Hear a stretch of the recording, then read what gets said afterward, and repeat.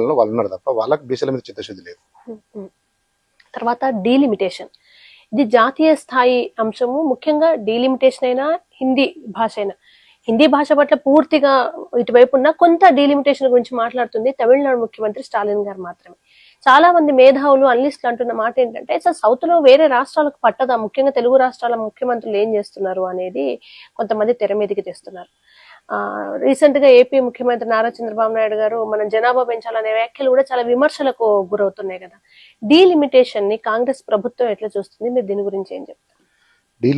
Delimitation విషయంలో Congress party ఒక ఏదైతే 1971లో చేసిన జనాభా లెక్కల ప్రకారం 1975లో చేయాల్సిన అవసరం ఉండే. అప్పుడు కాంగ్రెస్ ప్రభుత్వం ఏంటంటే అక్కడ ఉన్నటువంటి జనాభా లెక్కల ప్రాతిపదికన ఖచ్చితంగా నియోజకవర్గ పునర్విభజన చేయాలని తీర్మానం చేశారు, కానీ ఇంప్లిమెంట్ చేయలేదు. అది ఒక 25 సంవత్సరాలకు వాయిదా వేశారు. 25 సంవత్సరాల తర్వాత ఎవరున్నారు? 2001లో వాజ్పేయి గారు ఉన్నారు. వాజ్పేయి గారు ఏం చేశారు, దీన్ని అప్పుడు కూడా మళ్ళీ అదే జనాభా లెక్కల ప్రకారం ప్రాతిపదికన చేయాలని ఆలోచన వచ్చినా కూడా అప్పుడు క్యాబినెట్ మళ్ళీ ఏం చేసేది, మళ్ళీ 20 సంవత్సరాలు వాయిదా వేసింది. 20 సంవత్సరం 2001 అంటే ఇప్పుడు 2026లో ఖచ్చితంగా చేయాల్సిన అనివార్య కారణాలు ఏర్పడడం వల్ల ఇప్పుడు బీజేపీ పార్టీకి కూడా ఒకే ఓటు ఒకే విలువ అనేది అడ్వాంటేజ్ రావడం వల్ల ఇప్పుడు కేంద్రంలో దాదాపు 543 స్థానాల కంచి 888 స్థానాలు పెరిగే అవకాశం ఉంది. కాబట్టి వాళ్ళు దీన్ని ఒక ప్రధాన ఎజెండాగా తీసుకొని ఇక్కడ దక్షిణాది రాష్ట్రాలకు అన్యాయం చేసేవి, అంటే అన్యాయం జరుగుతుంది కానీ న్యాయం చేసే అంటే సీట్లు తగ్గవనే కాన్సెప్ట్ లో వాళ్ళు మాట్లాడుతున్నారు. తగ్గవంటే పెరగవనే అర్థం. అంటే కేంద్రంలో ఉన్నటువంటి ఏదైతే ఉత్తరప్రదేశ్లో 80 స్థానాలు ఉన్నాయో అది 50% వేస్తే 160 స్థానాలు అవుతాయి. అదే బీహార్కు సంబంధించినటువంటి 39 స్థానాలు ఉన్నాయో అవి కూడా 60 స్థానాలు పెరుగుతాయి. అంటే 60 140 ఎన్ని అవుతున్నాయి? 200 స్థానాలు ఒక 2 రాష్ట్రాలు కలుసుకుంటున్నాయి. అంటే 2 రాష్ట్రాలు కలిస్తేనే 200 స్థానాలు అవుతున్నాయి. ఇక్కడ ఉన్న దక్షిణాది ఉన్న రాష్ట్రాలన్నీ కలిసి కూడా 200 స్థానాలు కావట్లేవు. అలాంటప్పుడు పార్లమెంట్ లో మన యొక్క ప్రాతినిధ్యం తగ్గుతుంది. కాబట్టి ఇక్కడ ఉన్నటువంటి సౌత్ ఇండియాలో అన్ని రాష్ట్రాలు కూడా మేధోమథనం చేస్తున్నారు. ఇక్కడ ప్రజాప్రతినిధులు కూడా వాళ్ళకు వాళ్ళు అంతర్గతంగా చర్చలు జరుగుతున్నాయి.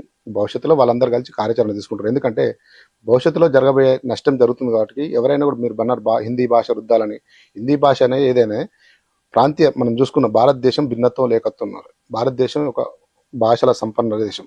భారతదేశంలో వివిధ సంస్కృతి సాంప్రదాయాలు, వివిధ రకాలైనటువంటి మతాలు, కులాలు, 6100 కులాలు, విభిన్న మతాలు ఉన్నాయి. అయినా కూడా దేశ ప్రజలందరూ కూడా ఒక సమగ్రతలో భాగంగా కలిసిమెలిసి బతుకుతున్నారు.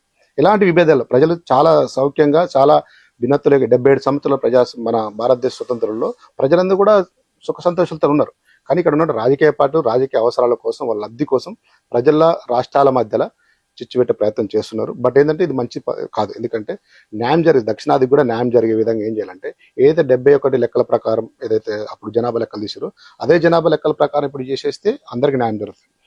అంత కాకుండా కూడా అమెరికా పార్లమెంట్ తరహాలో సెనెట్లో ఏదైతే అధికారులు ఉన్నాయో ఇక్కడ ఉన్నటువంటి రాజ్యసభకు అధికారాలు ఇచ్చేసి, రాజ్యసభకు ప్రతి రాష్ట్రం, చిన్న రాష్ట్రం పెద్ద రాష్ట్రం కాకుండా ప్రతి రాష్ట్రం నుంచి 2 ఎంపీలు కానీ 3 ఎంపీలే కానీ ప్రాతినిధ్యం ఇస్తే అందరికీ ఇక్కడ ఉన్నటువంటి దేశ సమగ్రతను కాపాడటానికి, దేశ సమైక్యతను ప్రధానంగా ఏంటంటే భారతదేశ సమైక్యకు ఆటంకం కలిగే అవకాశాలు కనిపిస్తుంది. మేజర్గా సమైక్యకు ఆటంకం కలగకుండా ప్రజలందరూ కూడా ప్రజా అభిప్రాయం తీసుకొని భారతదేశంలో ఉన్నటువంటి అన్ని రాష్ట్రాలకు ప్రాతినిధ్యం కలిగే విధంగా చేయాలని బీజేపీ పార్టీని మేము కోరుతున్నాం. ఏంటంటే భారతదేశంలో జరుగుతున్నటువంటి ఏదైతే రాష్ట్రాల మధ్యలో సమన్వయ లోపాలు ఉన్నాయో వాటిని కూడా సవరించి కేంద్రానికి రాష్ట్రానికి మధ్యలో ఉన్నటువంటి సంబంధాలు మెరుగుపరుచుకుంటూ పార్టీలను పక్కన పెట్టేసి రాష్ట్ర ప్రభుత్వాలను, కేంద్ర ప్రభుత్వం ఎప్పుడు కూడా మనకి ఇచ్చేటటువంటి ఏదైతే రాయితీలు ఉంటాయో, ఏదైతే రాష్ట్రాలకు ఇచ్చే ఉంటాయో వాటిని ఇచ్చేసి ప్రజల సంక్షేమం కోసం ఆలోచించాల్సిన బాధ్యత ఉంది. వాటికి ఈ డీలిమిటేషన్ అనేది ఒక శాస్త్రీయంగా ఒక ఆలోచనతోటి ప్రతి రాష్ట్రానికి అన్యాయం జరగకుండా చూడాలని.